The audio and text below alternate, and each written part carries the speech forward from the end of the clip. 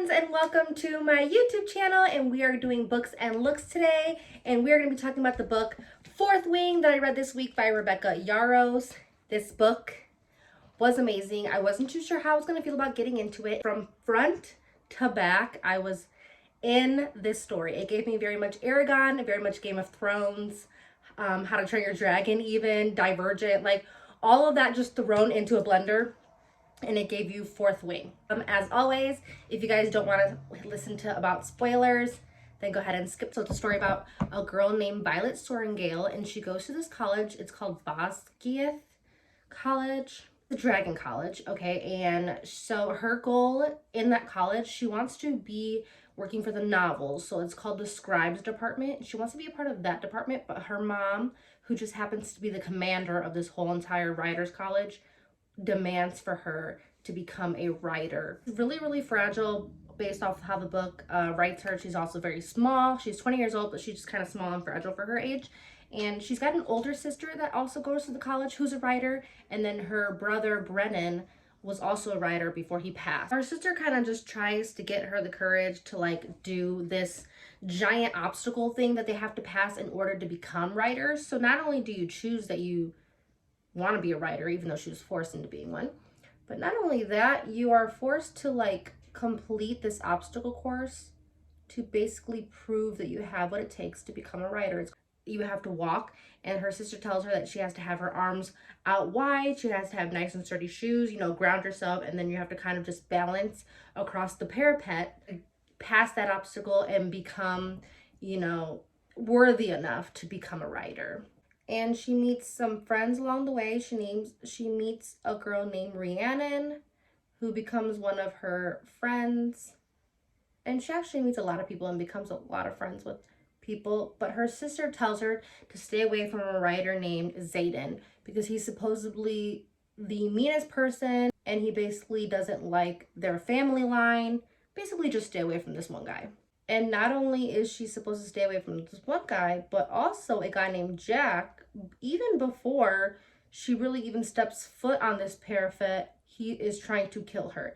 And he throws off a couple people like before him, and he's just out there to kill other people, including Violet herself. He wants to go ahead and throw her off of this parapet before she could even really get very far into it. Lo and behold, she works up enough courage and she actually passes this parapet so she can kind of move on to the next obstacle course in this college. So upon passing this obstacle, she sees her old childhood friend Dane across the way, and he is actually a wing leader in the college, so kind of just her higher up, and he puts her in the squad with her so that he can keep an eye on her and make sure that she's safe, since she's clearly got people who want her dead. But Xaden, the guy that she's supposed to stay away from, sees her and says that he's going to put her in his wing, which is the Fourth Wing, and so that he can keep an eye on her and kill her if he wants to. So the reason why I said this book reminded me of a lot of like Divergent and things like that is because they start doing these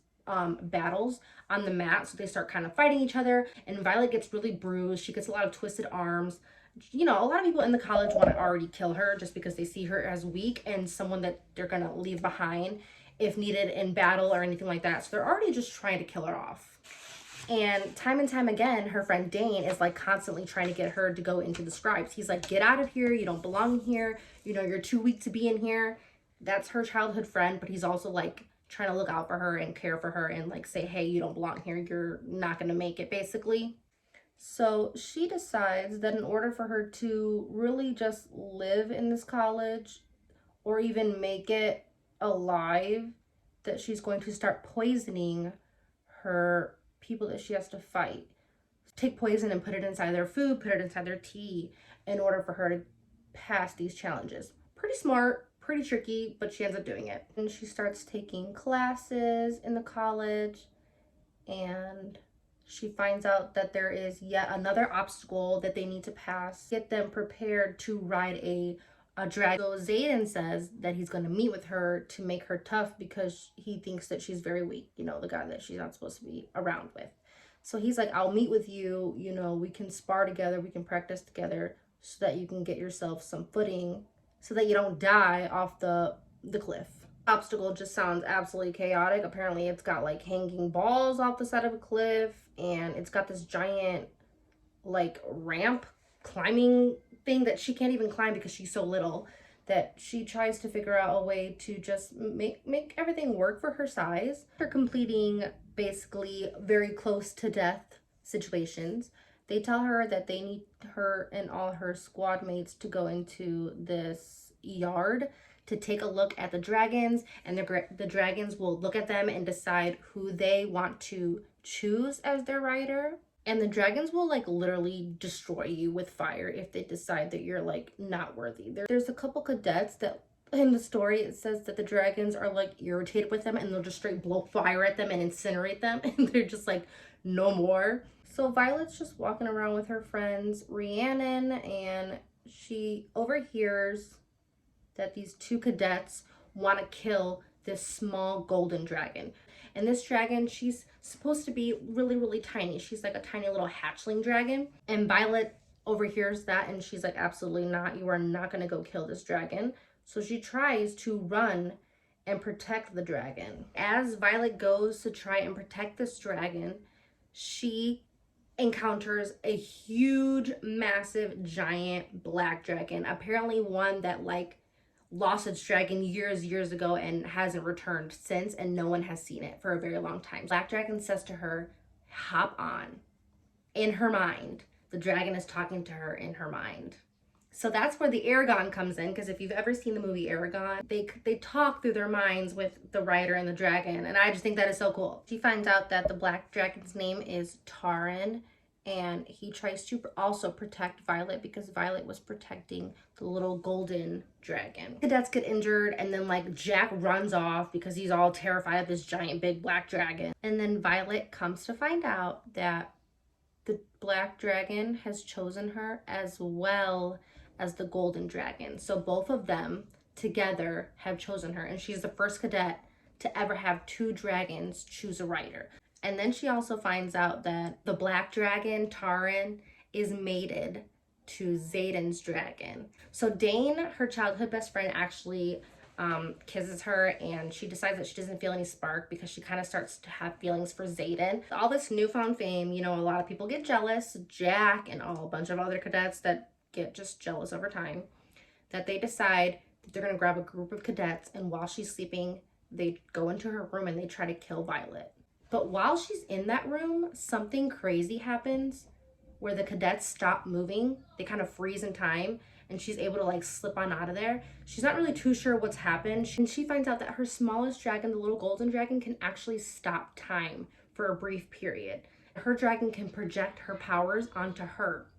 So she was able kind of just to freeze time a little bit so Violet can get out of that situation. And also Xaden comes into the room too, because he can kind of sense like something is up. Violet finds out that she can hear Xaden's dragon in her mind, and Xaden can actually hear her dragon in her mind, and they can converse with each other. They have their first kiss, and it is so hot and so romantic, and you're like, yes, finally. But Xaden decides to tell her that he doesn't want her to fall in love with him because he's moving on from graduation, and once graduation happens, he's going to be leaving to the war. Yet another war game coming because they're not done trying to kill themselves. But a war game comes, and they have to try to win this war game. And Xaden, with his romantic self, builds a saddle on her dragon because she's small and can't really get on the hind legs of her dragon like everybody else can. So he makes her this saddle so that she could use it to ride her dragon. Lo and behold, her awesome guy Jack here decides that he's going to be a little bit of a jerk. He's going to throw one of Xaden's best friends, Liam, off of this tower. And Violet uses her golden dragon to basically stop time again so that she can save Liam from dying off of this tower. And this college also lets them know that it wants them to gain a signet, which is like a power of their own to kind of use for battle. After Violet uses this time-stopping power and everything, she finally gains her signet, which is wielding lightning. And she ends up killing Jack with her lightning. So Xaden is telling her, like, hey, did you tell your friend Dane that we were coming to this area for the war games? And she's like, no, I didn't tell him anything. And Xaden's like, well, did he touch you? Because apparently Dane has a mind reading power of his own. So all he has to do is touch you and he can like tell what you're gonna do, you know. So Xaden finds out that Dane basically sent them there to die because he read Violet's memories. They end up being in this giant battle and they're trying to get like humans back to safety from these wyverns is what they're called. And then Liam's dragon actually ends up dying, which your dragon dies, then you also die, which is really sad because then Liam ends up dying and Xaden is like devastated. It was sad because Liam was like such a good, important character in the book. So then Violet goes to try and avenge Liam's death and she actually ends up getting stabbed by this poisonous blade. She basically just like blacks out. And so Xaden basically says that he has to go and try to find a healer or a mender that can kind of help Violet out because he's absolutely in love with Violet and she's absolutely in love with him and their dragons are all in love. The book ends with Violet waking up from being mended. She finds out that the person who mended her, the person who healed her, is her brother Brennan that was supposedly dead at the beginning of the book. Also that Xaden knew about it and that he lied about it. It is such a good story, you guys. I would 100% recommend 10 out of 10 this book. It's actually a part 2, so if you really enjoyed this book, the next book is called Iron Flame. I'm actually currently reading that one right now. If you loved any of the movies that I mentioned, go read this book. And if you love it, let me know in the comments. I'd love to hear it. And I hope you guys have a great one.